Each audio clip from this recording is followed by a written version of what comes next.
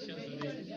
By the way, it ended, and we saw that some of you were very disappointed in the presiding of the process. What you would like to say? What I like to say is that those who disrupted our session have brought disgrace to themselves.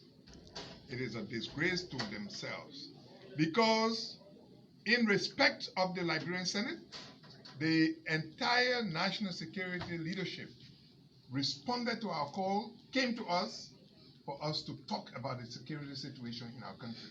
It was not just the electoral violence, it was not the attack on the women, it was not just all of the things that are affecting our economy, the economic development of our country. It was about the personal security of Liberians. That's what we came to discuss as their representatives. Shamefully, the chairman, the man who is acting as the pro tem, brought shame to himself, and he had one or two of his supporters. If you notice, there was no vote on what happened. It was a nay, yay, and he knocked the gavel. He would not recognize people who had a point of view.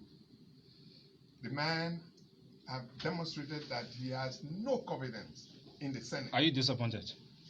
I don't want to call it disappointment, it's an understatement. I think it is a shame on him. It's a shame on them who do not want to still understand and hear what the preacher man told us, that those who do things like this, their punishment is death. That's what the preacher man said. But they had to understand. They had to hear. They still want to steal. They want to lie. They don't want to tell the truth. They think it's about their pockets. It's about themselves, and not the people of Liberia. But I disagree with the police director when he said that Liberians are not patriotic. Indeed, Liberians are patriotic. There are just few people who are giving our people a bad name. There are few people who are giving the Liberian Senate a bad name. They are giving the Liberian legislature a bad name. And we would not, those of us who call ourselves senators for constitutional justice and peace, and a good number of others, we will fight until the dignity of our country is restored, that people will see that this country is worth to invest in, so that our children, our youth, everybody can have possibilities to live in peace and happiness. That's what we believe in. My colleagues will say. Okay, let me say what I have to say. First, you can ask me a question. I am really disappointed. But again, it did not come as a surprise, because I knew we were going to get to this point this morning, where senators, responsible people, are holding major discussion. And for the presiding officer, San Joseph, to just railroad us and obtain a motion that should not have been obtained in the first place and cut the session off, that in my mind, that was cleverly done, so as to bring the entire Senate to public ridicule because of our utterance last Thursday. Because we spoke last Thursday, and then he wanted us to look small and ugly in front of the Liberian people. But I get a message for him. We are not going to stop. The Liberian people know exactly who is who. They know who are the senators who are standing for this country. Mind you, while the presiding officer and others are choking, there are other people, children who are in the hospital, who are wounded as a result of the Lokipa incident. People's properties are destroyed. People sustain major injuries. They are in different hospitals. A lady was injected. She's in hospital. So Sir Joseph is simply telling us that he does not have hemophilia for those people, which is wrong. So he don't play on those Liberians that sustain injury as a result of his party going to attack people. So what they tried to do today was to save the CDC face, because you know Sir Joseph is a sedition. The police director is a CDC president. I've said that. And that's what I said. I don't have confidence and trust in the current police leadership, not the entire security apparatus, but the current police leadership. I don't have trust and interest in them anymore. And so we now have to protect ourselves. You saw what they did. So I hope that the people are watching. We got to know who the senators are, who are those senators, and who are not those senators. What they did today, they didn't do it to us. They did it to the Liberian people. Because CDC got involved in terrorism. They got involved in vandalizing people's property with the intent of committing murder in Lockingtown. It is that secret that they're trying to hide. We brought a video to them that wanted to play so that the Liberian people can see what the police did there. They didn't want that. So some member of the Senate leadership, especially Sir Joseph, who presided today, he does not want the truth to be brought out. Because if the truth is brought out, it's going to disgrace the CDC and the police. But the Liberian people know now who are those who are standing for the right things in this country. But we're not going to give up. We will be very civil as senators. We will challenge them. We will not allow all of us for people to railroad the Senate and we sit down there and take it for a joke. It is for the future of our people. It is for the future of our country. That's what I said to close. They put elected us here to give them hope, justice, and transparency. We're not doing it. Tomorrow the people will change all the year. Because where the people get tired, there's no justice for them. There is violence taking place all over the place. They will get tired one day. And when the Liberian people will take the law into their hands, nobody will blame them. Thank you. Oh, thank you. I have a very short one. It is total disgrace I agree with you. on the Senate to not try to delve in the well-being, the safety of the people of this republic. I have never seen my 8 years in the Senate such criminal behavior. Criminal by presiding person today, Sir Joseph. And another criminal behavior by emotion proffered by Henry Yala of Bon County. These things, we cannot tolerate it anymore in our country. Young people, as Senator Sandro Johnson said, were injured. Their liberty taken away from them. Almost their lives taken away. And we come here and make a mockery, call the joint security, and we make a mockery of the Senate, done by Senator Sir Joseph and Henry Yala. This, I don't intend to sit under the gavel and let you all hear it. The day you see me sitting under the gavel of criminal Sir Joseph again in the Senate, then you must cost me. He's a criminal. Yala is a criminal. Their behavior are criminal. And they are jeopardizing the peace and stability of this country. And we'll fight against it. We'll fight. And the Senate, I believe, we who are here today are not going to accept any more of this injustice. And this, I mean, a point that was said by the IG, Inspector General. He said, I offer security to the candidates. They refuse. He said, we offer several times. You know why they are refusing? Because the people do not trust the Liberian National Police. If you don't trust the Liberian National Police, so you don't want to bring them closer to protect you, your body. So he was saying something. I was waiting for the questions to come out so I can ask him the reason why these candidates did not take your offer for police protection. Because they just don't trust the Liberian National Police. And there is what's going on. A lot of people don't trust the Liberian National Police. And if these people, the IGs, cannot change things for the working men and women in the police force, because it's the leadership of the police force that bringing this problem. It's not the rank and file of the police women and men. We are not talking to them. They are sacrificing themselves, but the leaders, 105, whoever his name is, sitting down there in Lockingtown talking about he couldn't go to rescue the people out of there. Who told him to stand down? Who issued the order for him to stand down? You know, my people, this thing we're going to, we see what's going on. It's a sedition-led group of guys there calling themselves senator in the place here, who are going to derail the peace and stability of this country. And it's very bad. That's all I got to say. Well, thank you very much. My colleagues have said a lot. All of you press people are all young folks. You people, some of you people have lived here from the 80s up to now. You know why the war in 1990 came. If you were not big enough to witness it, I'm sure you read about it. It was from these kinds of dishonest and wicked acts of key players in government that brought about the 1990 war.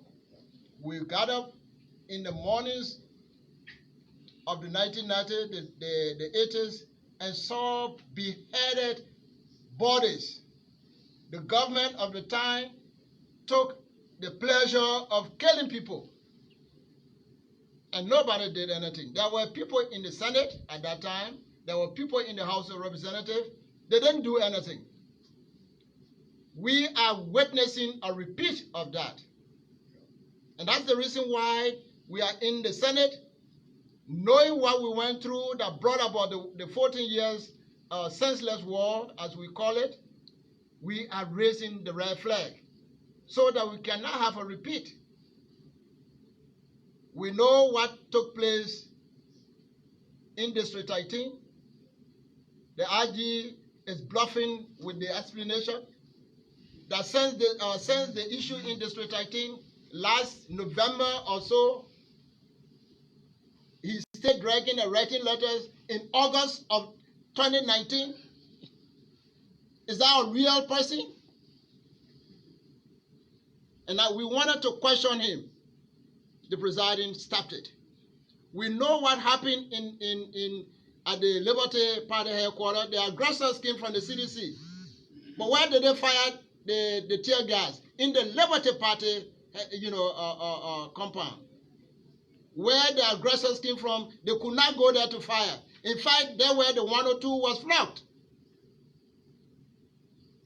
We know what happened with the women at the NEC headquarters. The women were attacked. A party vehicle was damaged right in front of the eyes of the police. And we know that's the reason why the older lady among us brought that video on the incidents in District 15, so that the Liberian people, you people, can see what happened there with the police involvement against the people of this country. You know, I will invite you all, beginning Tuesday of next week. I want all of you to visit the chambers every day, every session day. I am going on strike. I will not allow the presidingship of Senator Sir Joseph until I get the numbers to remove him as chairman of the executive committee. And we will do that. He will not preside as chair on executive in the absence of the pro tem, and I will sit there and allow that session to go on. I will disturb. And let me see who in the Senate can expel me or suspend me. So let us know this.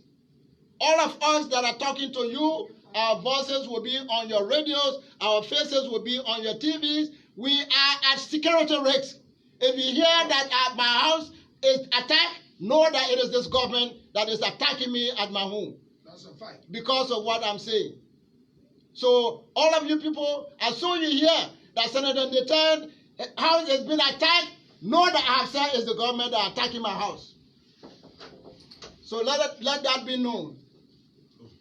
Let that be known. As we are leaving from here, this is what a girl called Justina said at the NEC office, and the next day she was drugged. Right now she's in coma on and off. They drugged her, they injected her with a known chemical. That girl is not normal. She does not walk. And we are here with Sir Joseph and Henry Yala bluffing with the lives of the people. That's why I was saying, if our lady senator had something in your hand, I wanted Sir Joseph to lead the chamber with bloody face so that he can join the wounded people in the hospital to see that people are getting hurt in this country. But God bless her, she didn't have anything, only water.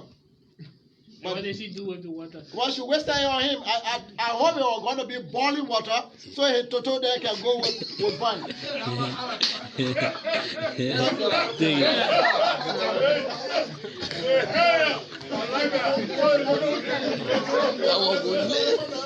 Senator Karnga, you wasted water on Senator Joseph. Why? Well, I think that should be the last issue that we talk about in this interview. You know, when I got here just about a week ago, I said I'm coming back to a compromised legislature. And I think we have lost our integrity. Today, when the police director made his presentation, my first reaction was that he should be held in contempt and sent to jail, because his presentation was very embarrassing to this country.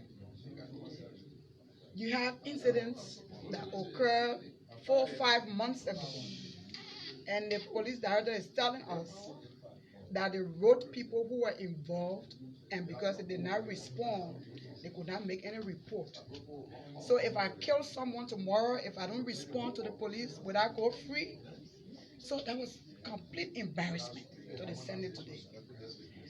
We put our letters on the floor on Thursday.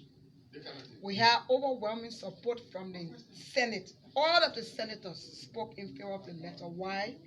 Because they know that Liberia is in crisis.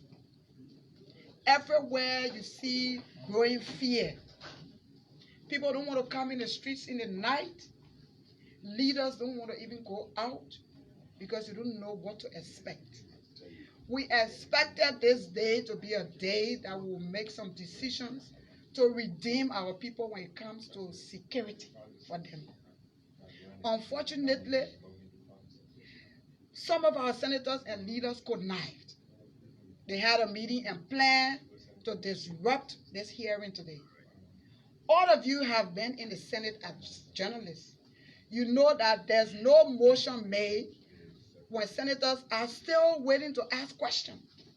And the presiding announced that there will be another presentation after the police director, the defense minister, and there will be questions from the senators. When I given the opportunity, Senator Yala came and made a motion which was a complete violation. So you can tell that it was planned. But let's look beyond ourselves. Let's look beyond our different political parties. Let's just look at this country. Our peace here is fragile. All of us here are in danger. All of us here are in danger. Everywhere is compromised. And it's very pathetic. And today, as you asked, did you waste water on Rosa Joseph? Yes, I did. Because the mother and woman side of me came out as the only female in the Senate. And I continue to say I'm in the lion's den. Yes. So I could have done anything today because I felt sorry for my country and I felt sorry for the people that we serve. Because the little hope that they had today for us to get some resolution on security. Do you regret your action? I do not regret my action. I do not regret my action. I do not regret my action because I know there are citizens who have suffered more than just somebody who got water, tea water wasted on them today. And I think we all deserve to suffer. If I made any decision today that will hurt my country, I will expect somebody to do even worse than that to me because people are frustrated. And the powers now is in the hand of our people. From now on, people will make their own decisions. No legislature or executive have the trust of the people anymore, and you can see it. Today, people have not taken pay for 3-4 months, even the securities. Your arrears here is almost going to 100 million. You need almost 900 million to recover as a country, and people are still stealing. And the only hope is to have legislators or people who represent them to come out and have meetings of the minds, and we are elders in the Senate to make some decisions that will help our country. And we can't be independent. Where are we going if we can't be independent? So all of us. So it was very, very disappointing today to bring all of the security actors who are also disappointed that they came here in search of solution as well. And we made a fool out of them because we do not care. And that's what happened today. And I hope that from now on, we can find some solution. Or else Liberia is doomed. Do we also support court to ensure the removal of Senator I think Joseph Senator as- Joseph should be removed, and not just Senator Joseph, but leaders in the Senate and the House of Representatives who are not working the interests of the country, who leaders to fight and remove them so we can make some decisions in support of our country. If we don't do that, then forget it. Thank you, sir.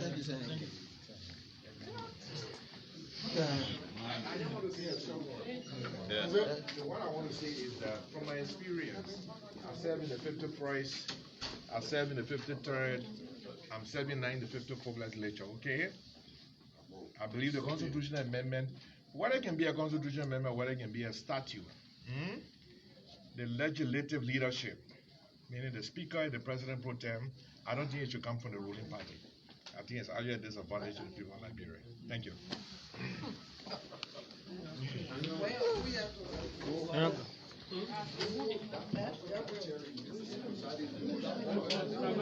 Power bench.